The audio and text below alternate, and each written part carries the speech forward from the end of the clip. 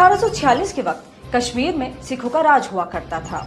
गुलाब सिंह डोगरा इस वक्त वहां के सूबेदार हुआ करते थे, लेकिन अंग्रेजों और सिखों के बीच अमृतसर संधि हुई, जिसके तहत जम्मू कश्मीर पर अंग्रेजों का शासन हुआ। जिसके बाद अंग्रेजों ने गुलाब सिंह को जम्मू कश्मीर का राजा घोषित किया था और यहीं से डोगरा राजवंश के शासन की शुरुआत हुई। राजा गुलाब सिंह के निधन के बाद उनके 26 साल के बेटे रणवीर सिंह राजा बने। रणवीर सिंह ने 18 साल तक शासन किया। रणवीर सिंह बेहद धार्मिक थे।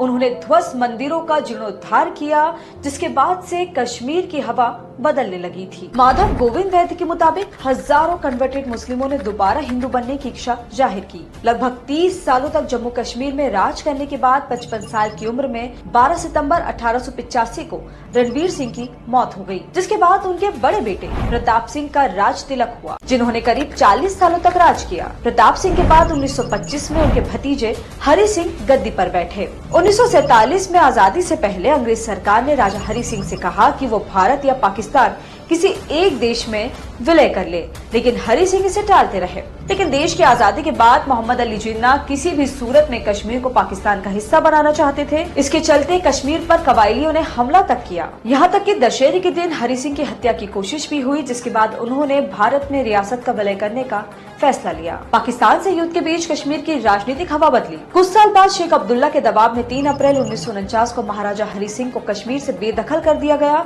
और कश्मीर की कमान शेख अब्दुल्ला के हाथों में दे दी गई। शेख अब्दुल्ला भारत विरोधी भाषण देने लगे थे। कर्ण सिंह को खबर लगी कि शेख अब्दुल्ला कुछ बड़ा प्लान कर रहे हैं, जिसकी जानकारी उन्होंने जवाहरलाल नेहरू को दी, जिसके बाद शेख अब्दुल्ला के लिए अरेस्ट वारंट जारी किया गया। वारंट देखते ही शेख अब्दुल्ला चिल्लाने लगे, कहने लगे वो छोकरा कौन होता है मुझे गिरफ्तार कराने वाला, मैंने ही उसे सदर रियासत बनवाया है। हरि सिंह के बाद सदर रियासत उनके बेटे कर्ण सिंह बने, जिनका जन्म 1931 में हुआ। 1949 में मात्र 18 साल की उम्र में कर्ण सिंह जम्मू कश्मीर के युवराज बनाए गए। जब महाराजा हरि सिंह को जिंदगी भर के लिए कश्मीर से निष्कासित कर दिया गया तो उनके बेटे कर्ण सिंह को सरदार रियासत बनाया गया।